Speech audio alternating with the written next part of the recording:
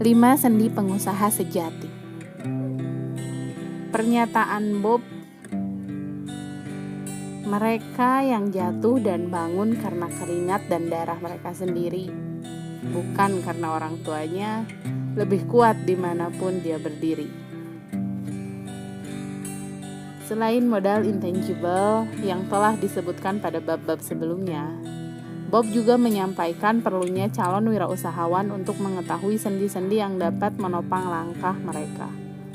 Dia terus mengingatkan, dunia wirausaha tidak seindah yang dihembuskan banyak orang. Sebab wirausaha berarti harus siap dibanting hingga berdarah oleh kuadran masyarakat. Terjun berwirausaha dan langsung sukses hanyalah ilusi yang jauh dari kebenaran. Meski demikian, dunia bisnis juga tidak seseram yang dilihat para calon wirausahawan. Menurut Bob, pahit manisnya sepadan. Ada proses pembelajaran yang memang harus dilalui, baik kegagalan maupun keberhasilan yang silih berganti.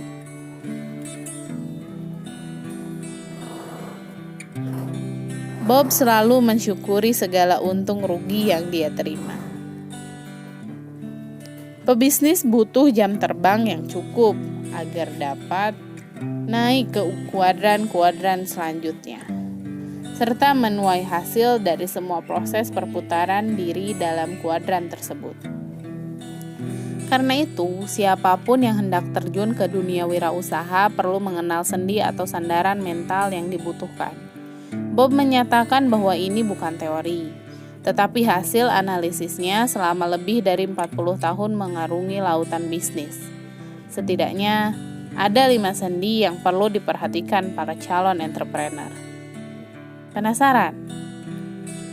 Pertama, kemauan. Sendi pertama yakni memiliki kemauan untuk menjadi pengusaha.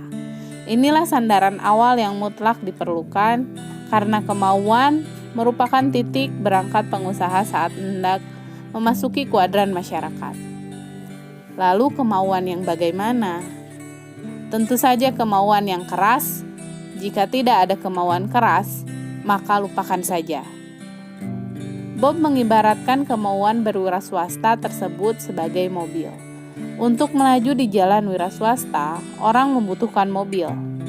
Namun, mobil tidak akan beranjak kemanapun atau melaju dengan kencang kalau tidak diisi dengan bahan bakar. Inilah alasannya mengapa bersandar pada kemauan keras saja tidak cukup.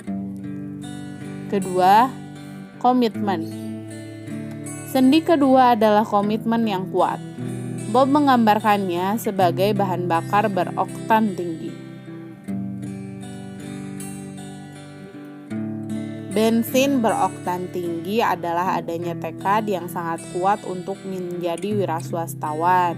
Itulah sandaran kedua yang kita kenal juga dengan istilah komitmen yang kuat, atau dalam bahasa orang-orang pintar dinamakan determination.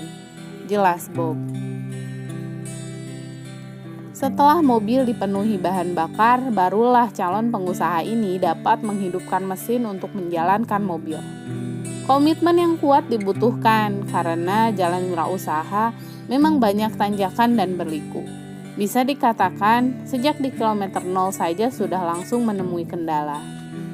Artinya, hambatan maupun kesulitan sudah menghadang siapapun yang ingin terjun ke dunia bisnis.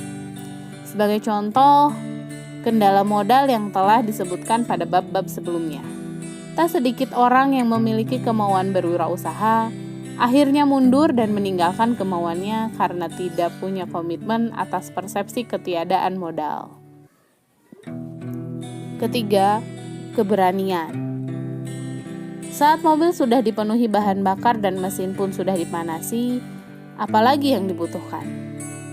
Inilah sendi ketiga, yakni keberanian mengambil peluang. Kalau sudah ada mobil, ada bahan bakar, mesin menyala, tetapi tidak berani menginjak gas yang artinya mengambil peluang dan risiko, sama saja tidak berguna.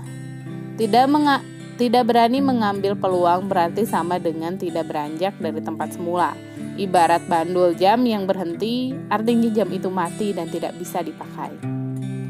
Menurut Bob, Peluang dan risiko itu satu paket, seperti dua sisi mata uang. Peluang merupakan potensi pergerakan yang menimbulkan banyak akibat.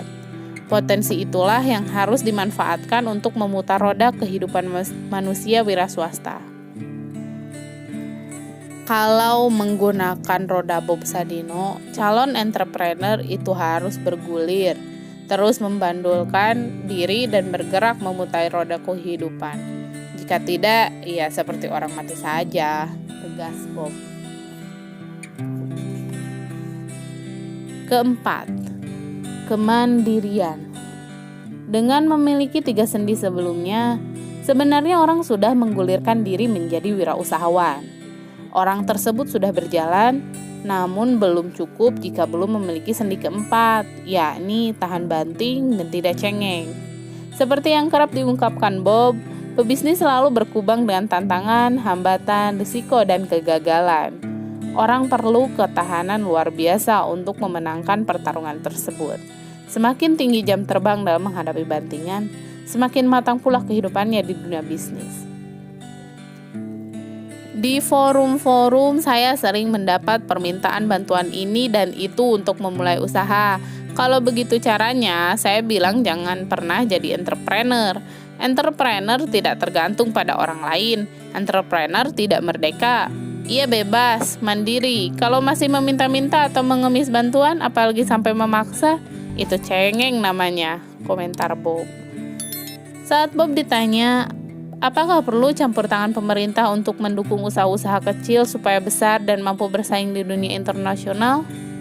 Dia menjawab, tidak perlu, ada atau tidak campur tangan pemerintah, wira swasta itu jalan terus, tidak boleh berhenti. Semakin sedikit campur tangan pemerintah, semakin tidak cengeng pula mereka. Entrepreneur sejati tidak menunggu bantuan, disokong atau tidak disokong, jalan terus dia. Tapi menurut Bob Sadino loh. Bob melanjutkan, ketika seorang wira usaha sudah memiliki jam terbang cukup banyak, dibekali kemandirian saat menghadapi segala guncangan, maka orang itu sudah layak menyandang julukan wira swastawan sejati. Nah, berapa lama orang itu membutuhkan gemblengan di kuadran bisa?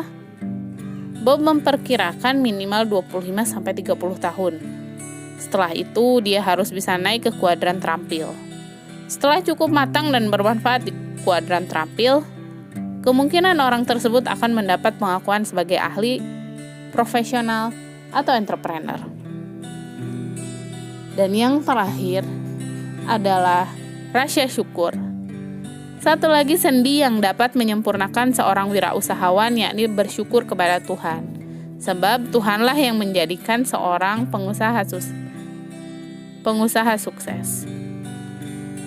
Namun tidak semua pebisnis dengan jam terbang tinggi mengingat sandaran ini. Banyak wiraswastawan yang telah mengalir selama puluhan tahun masih tidak mengerti bagaimana cara bersyukur. Padahal kalau sandaran kelima ini dimiliki, dahsyatlah kehidupannya, tutur Bob.